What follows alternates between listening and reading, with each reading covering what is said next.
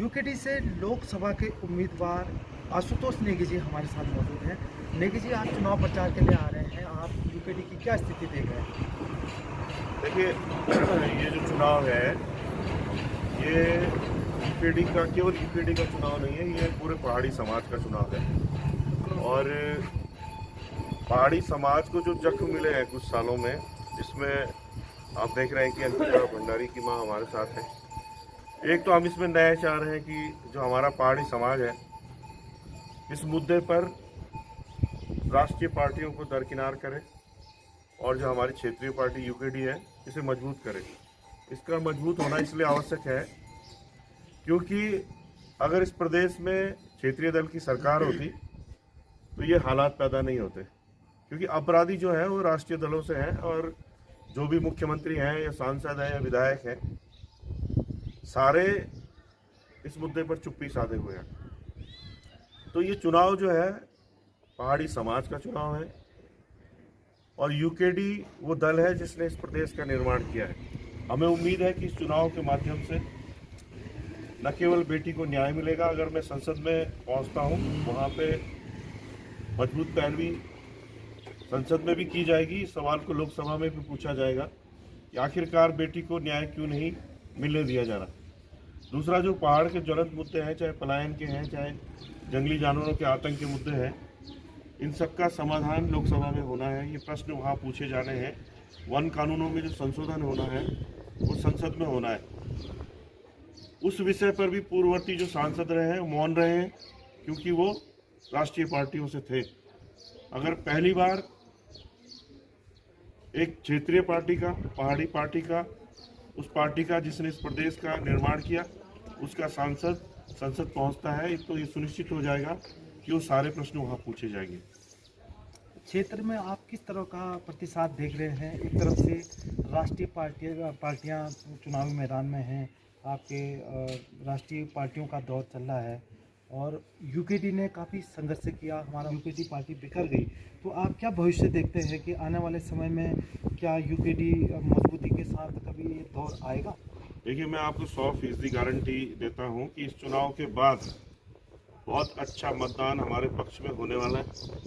अगर हम जीत गए तो फिर तो हम इतिहास रचेंगे, और अगर किन्हीं कारणों से हम जीत नहीं पाए तो उत्तराखंड क्रांति दल को जीवित कर देंगे।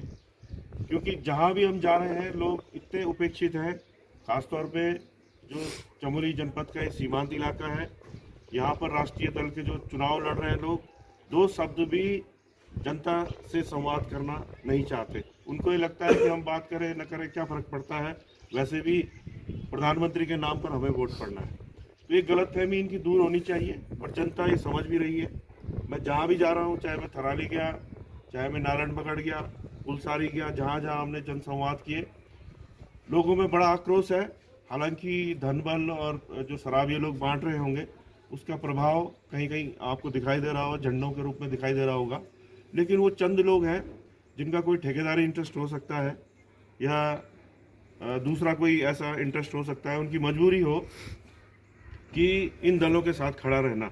लेकिन जो उनके परिजन हैं और अन्य लोग हैं जिनका इन कारोबारों से, इन धंधों से कोई लेना देना नहीं है, जो अपनी दुकानदारी कर रहे हैं, जो सरकारी रोजगार है जिनका, या खेती किसानी कर रहे हैं, वो सारा पहाड़ी समाज, वो मतदाता उत्तराखंड क्रांति दल के साथ है। आप अगर सोशल मीडिया को भी टटोलेंगे, कोई सर्वे डालेंगे तो 90 में से 100 में से 90 लोग कह रहे हैं कि इस बार हम यूकेडी को वोट देंगे। अंकिता भंडारी की मम्मी भी अब इस वक्त हमारे साथ मौजूद हैं। आप क्या कहेंगे कि आपके साथ इतना बड़ा हादसा हुआ और न्याय की उम्मीद अब तक नहीं मिला है, तो क्या कहेंगे सरकार से? सरकार से तो अब हमें कोई उम्मीद नहीं है। अब एक नई किरण जगी है कि भैया आशुतोष जी इस चुनाव को लड़ रहे हैं, तो मैं जनता से निवेदन करती हूँ कि वो भी मेरी इस लड़ाई में मेरा भाई का साथ दे, जिससे कि जो पीड़ा और जो दुख दर्द मैंने सहे हैं वो पीड़ा मैं अपनी बहनों को नहीं देना चाहती। मैं चाहती हूँ कि जो मेरे बेटे के साथ हुआ वो अन्य किसी बेटे के साथ ना हो। इसीलिए मैं आज भी अपनी बेटियों के साथ खड़ी हूँ। मुझे पता है कि मेरी बेटी अंकिता अब मुझे कभी नहीं दिखाई देगी, इसके बावजूद भी मैं इतनी हिम्मत के साथ अपने भाई के साथ खड़ी हूँ कि मैं अपनी बेटियों के साथ अब कभी ऐसे नहीं होने दूँगी।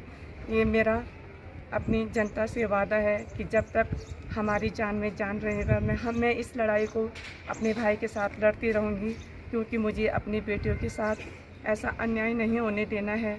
मैंने भी अपनी बेटी को जी जान से पढ़ाया था, अपना पेट काट काट कर पढ़ाया था, और सभी माँ बाप ऐसे करते हैं अपने बच्चों के लिए, लेकिन वो बाहर भेजने में डरते हैं कि कहीं हमारे साथ भी ऐसा ना हो जैसे बेटी अंकिता के साथ हुआ। तो मैं बहनों को ये कहना चाहती हूँ कि आप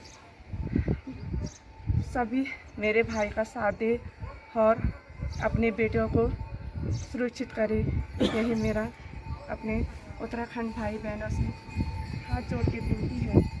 ये थे हमारे साथ यूकेटी के उम्मीदवार आशुतोष नेगी जी, और इनका कहना है कि इस बार जो है उनका जनता का बहुत अच्छा प्रतिसाद मिल रहा है और जनता उन्हें दिल्ली दरबार में भेजेगी। हरेंद्र परिहार, लोक रहबार के लिए।